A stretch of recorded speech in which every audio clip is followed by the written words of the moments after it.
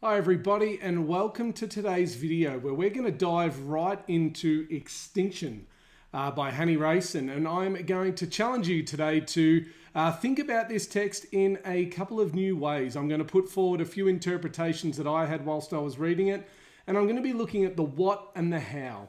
What Rayson is saying through this excellent play and how she's come to say that through her stage directions, the actions of her characters and dialogue and so on.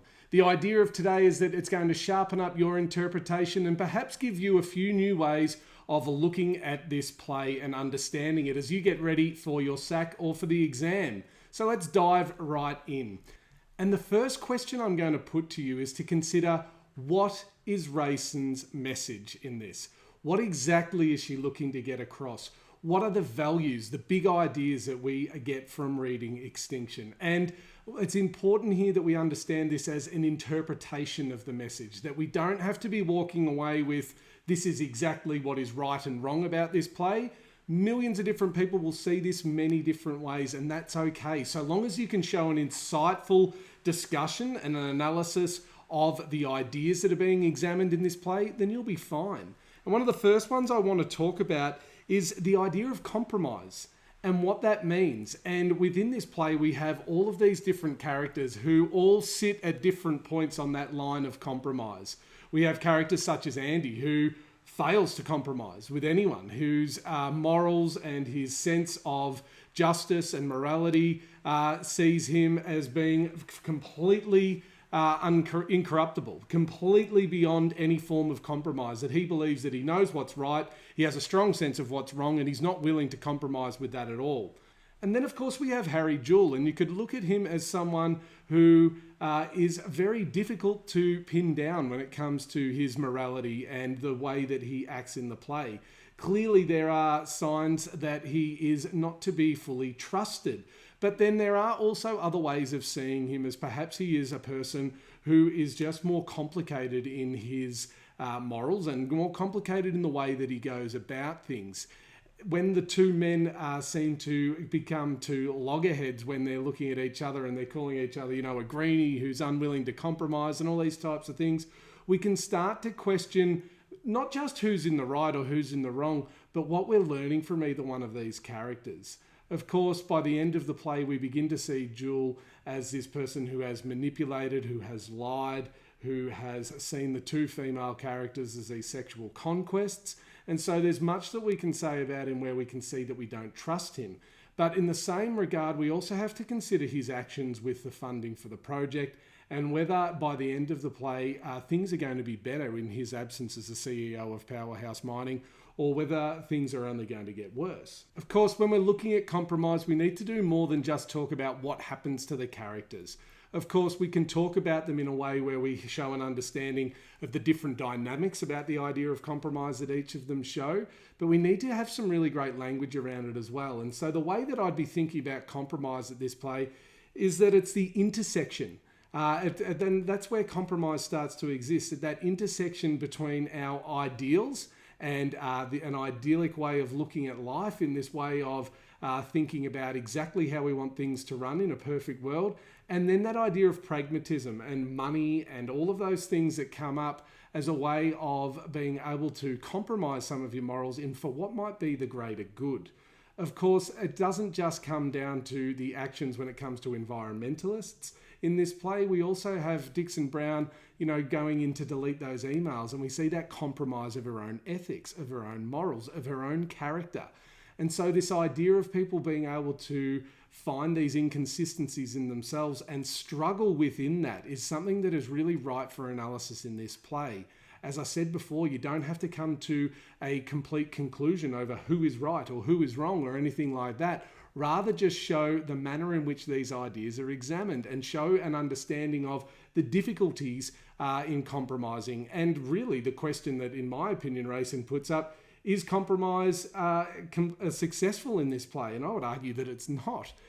Is there ever a such thing as a perfect compromise? And again, I think there's evidence there in the play to suggest that that's impossible also. And so another key idea that just kept coming up for me was this idea of how things appear and how that links in with our human fallibility. We have this idea of humans being extremely fallible creatures. That even though all of these characters try to stand on their high horse and be moral and take the moral high ground, we see very little progress come the end of the play. We see ruined relationships. We see all of these things happening, and we get this sense that a lot of it comes down to human fallibility. At one point there in the play, you could argue that all four of those main characters are all looking to achieve the same thing, to save the tiger quoll down there in that area. But all of them have their own way of going about it. All of them have compromised in some way, or some of them refuse to compromise. So we have this idea of human intervention or interruption with nature, and this idea that ultimately, one of the things that Rayson is getting to is that we have man-made climate change, which is a serious threat to our environment and to the biodiversity in countries like Australia. And the way in which she shows that is through the pettiness of relationships, or the deception or the fallibilities of human beings, and the impact that it ends up on having in the environment. And so it's too broad of us just to say that human beings are fallible. We need to look at the types of fallibility. We need to talk about the fact that this play shows that we need to be able to compromise and to be able to get along. And ultimately what we see in this is, because of the actions of these characters, we see a lot of broken relationships. We have Harry coming in from a failed relationship. We see the relationship between Andy and Piper break down. We see all of these things happen in a way where there is destruction to these relationships. And so going further with that idea as well, I want you to think about all of the times where there is a sense of destruction in the play, because unfortunately that is one of the really key ideas that keeps popping up throughout the events of the play. And another thing that comes along with that as well is the link between human intervention and destruction. And so another really challenging idea, I think, to examine when it comes to Extinction is to think about appearances, or to use a more 2020 sort of trendy word, optics. This idea of how things look and how things may really be.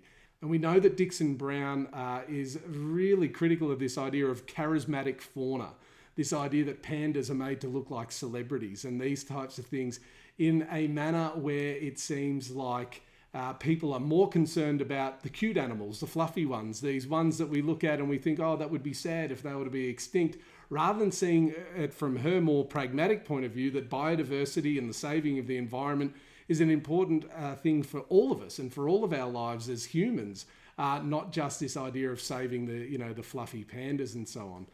Despite her moral obligations and her distrust of that sort of approach to conservation of our planet, it's telling that that Rayson goes into detail in talking about the amount of money that Dixon Brown spends on personal grooming, and that these things come up with waxing and all those types of things. And when her brother is quite critical of her for all of those things, this idea that for a woman in this world, she needs to present herself in a certain way.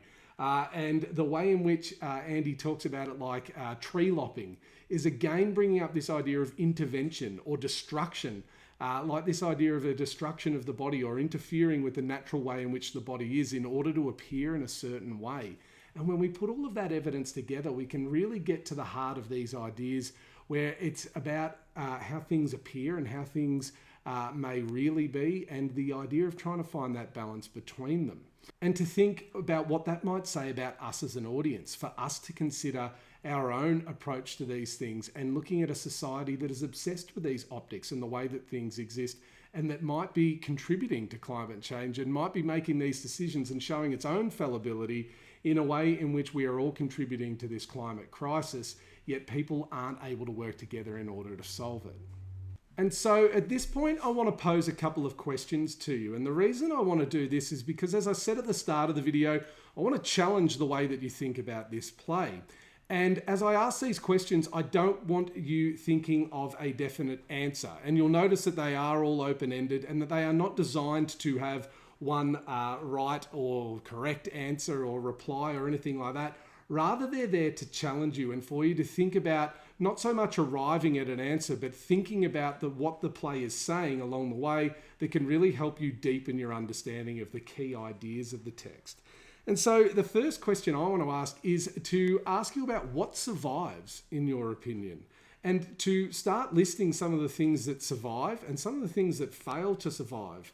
And whilst it might sound quite basic and quite a simple way of accessing the text to think about its title, but the title of the play is Extinction. And so this idea of mortality and the idea of things reaching a point of extinction is obviously key to the meaning of the text. And so when we start to think about relationships and whether they survive, when we start to think about the tiger quoll itself, when we start to think about things that are doomed for extinction and things that may survive, we can open up our understanding of what the key ideas of this play may really be.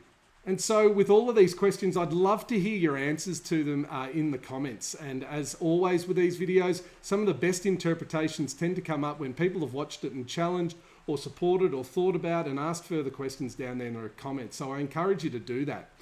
The next thing I want to ask is about the balance and whether you believe that Rayson actually puts forward the idea that there is a sense of balance that can be achieved.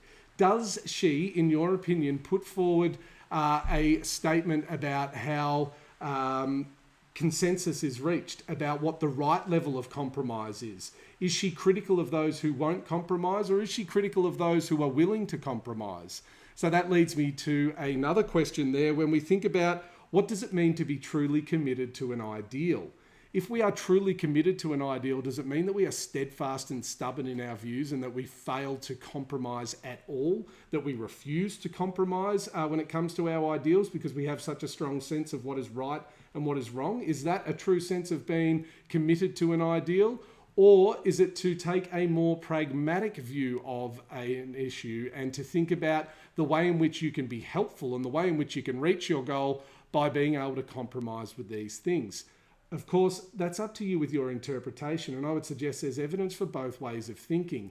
As I've always said to you in these videos, it's not about making sure that you have the right answer or anything like that, but rather that you've been able to show an examination of the ideas of the play and what the author might be saying about those certain ideas. A question of ethics clearly comes up across this play and the events and the things that happen, but one way to really tease out some thinking about it and your understanding of the characters is to ask yourself, who do you think is the most ethical character?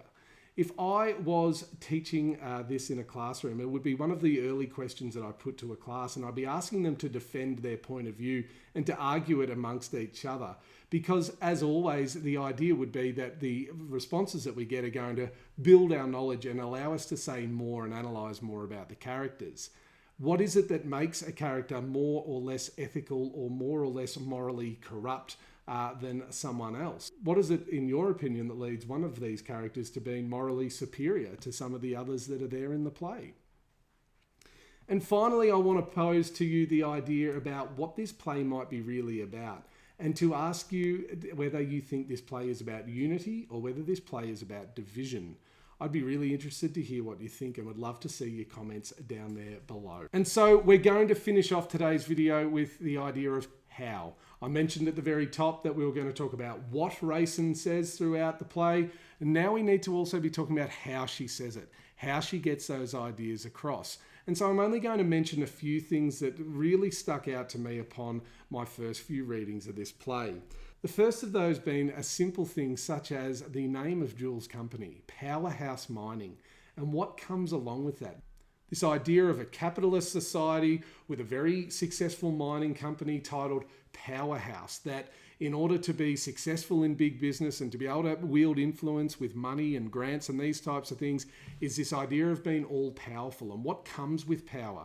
The manner in which Jules seduces both Piper and Dixon Brown, and how we could interpret those two things as being sexual conquests, as the idea that Jules comes in as this very powerful man who wields that power through the money that he has, the influence that he has, his position, and all of these things come along with this idea that human beings, when they seek to be powerful and seek to change things, that it comes at the expense and at the cost of our natural world and our environment, and that it adds to that idea of the interruption or the intervention with nature, that to be powerful and to be strong is to be able to take things away, to be able to wield influence, and to be able to interfere with things along from where they originally were. Of course, you will have also analysed the heartbeat at both the beginning and the end of the play. And the first time I read that, I had that very optimistic view with the heartbeat coming back at the end. However, upon reading it a little bit further, I also wonder and start to think about what it's saying about the nature of what exists and what doesn't exist come the end of the play. And whilst there is most definitely that idea of a very optimistic view of it, we also need to see that heartbeat being that motif of the idea of things having to continue on.